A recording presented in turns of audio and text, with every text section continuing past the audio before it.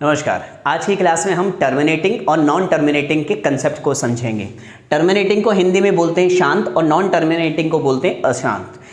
जब भी हम बात करते हैं टर्मिनेटिंग और नॉन टर्मिनेटिंग की, तो आपको फ्रैक्शन को समझना जरूरी है। फ्रैक्शन होता है p/q फॉर्म में। p को बोलते हैं हम न्यूमरेटर और q को बोलते हैं डिनोमिनेटर। डिनोमिनेटर आपका 0 के इक्वल नहीं होना चाहिए, क्योंकि अगर वो 0 के इक्वल हुआ तो वो नॉट डिफाइंड हो जाएगा। ठीक है, तो आप ध्यान से समझिएगा। P और Q आपके क्या होने चाहिए? सबसे पहली बात है को प्राइम होने चाहिए। को प्राइम। टर्मिनेटिंग और नॉन टर्मिनेटिंग देखने के लिए आपको सबसे पहले ये देखना पड़ेगा कि P और Q आपके क्या होने चाहिए? को प्राइम। अब को प्राइम का मतलब ये है कि इन दोनों का जो HCF है, हाईएस्ट कॉमन फैक्टर, वो कितना होना चाहिए? 1। अगर मैं आसान मतलब बहुत सिंपल शब्दों में आपको समझाऊं तो जैसे मैं बात करूं 1/3 को प्राइम है। क्यों?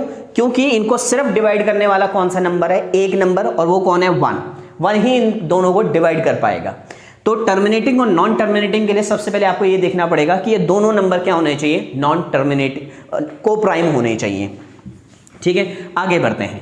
अब आपने देख लिया कि को प्राइम है, तो को प्राइम देखने के बाद आपने सिर्फ किसको चेक करना है? डिनोमिनेटर को। मान लीजिए मैं बात करूं 1/2 की, तो 1/2 एक पॉइंट के बाद क्या हो जाता है? कंप्लीटली डिवाइड हो जाता है, तो इसलिए हम इसको बोलते हैं टर्मिनेटिंग या शांत। जैसे मैं बात करूं 1/3, आप जितना मर्जी इसको डिवाइड करते रहो, ये कभी भी क्या नहीं होएगा? कंप्लीटली डिवाइड नहीं होगा। ये ऐसी इनफाइनाइट टर्म्स तक क्या होता रहेगा? चलता रहेगा। आपका पूरा जीवन निकल जाएगा, लेकिन ये इसको कंप्लीटली कभी भी डिवाइड नहीं कर पाएगा। तो ऐसों को हम क्या बोलते हैं? अशांत या नॉन टर्मिनेटिंग। अब ये तो है नहीं कि एग्जाम में आपको अगर टर्मिनेटिंग नॉन टर्मिनेटिंग पूछा जाए तो आप डिवाइड करने बैठ जाएं। तो सबसे आसान तरीका क्या होता है? आज मैं वो टेक्निक आपको बताने वाला हूं।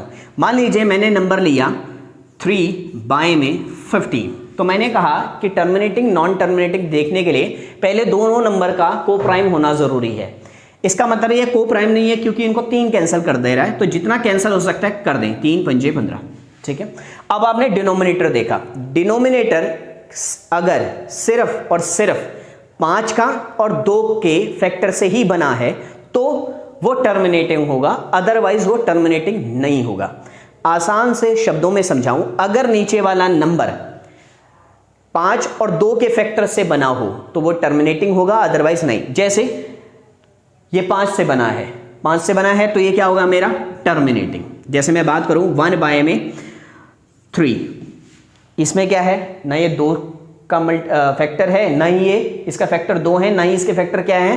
5 है, तो ये क्या होगा मेरा? Non terminating. जैसे एक और लेते हैं 1/60, इसके फैक्टर सिर्फ क्या है? 2 है। अगर मैं इसकी प्राइम फैक्टराइजेशन करूं, यानी कि 2 की पावर 4 है ना, तो ये क्या होगा मेरा? टर्मिनेटिंग, क्योंकि सिर्फ क्या है? 2। मान लीजिए मैं कहूं 1/10, तो इसके फैक्टर सिर्फ क्या है? तो आप कहेंगे 2 × 5, तो ये 2 और 5 से ही बना है और किसी और नंबर से ये नहीं बना है, तो ये क्या होगा? इसलिए टर्मिनेटिंग। जैसे मान लीजिए मैं बात करूं 1/6, तो 1/6 को लिखेंगे 3 × 2, तो इसमें 2 के अलावा 5 आना चाहिए था, लेकिन यहां पर क्या और आ गया? 3 और आ गया, तो इसलिए इसको हम क्या बोलेंगे? Non terminating. तो होप आपको टर्मिनेटिंग और नॉन टर्मिनेटिंग समझ आ गया होगा। जैसे कुछ छोटे छोटे से सिंपल से क्वेश्चन कर लेते हैं इसके बेस पर। मान लीजिए मैंने कहा 1/32, 1/50, 1/73 एंड 1/81। इनके बारे में बात करते हैं, कौन टर्मिनेटिंग है, कौन से नॉन टर्मिनेटिंग। अगर मैं बात करूं तो ये 2 की पावर 5 है, और क्योंकि ये सिर्फ 2 से बना है तो इसलिए ये क्या होगा आपका? टर्मिनेटिंग। ये इसकी बात करूं तो 5 दूनी 10, 50 बनाना है, और 10 सिर्फ ये 2 और 5 के ही फैक्टर से बना है, तो इसलिए ये भी क्या होगा मेरा? टर्मिनेटिंग।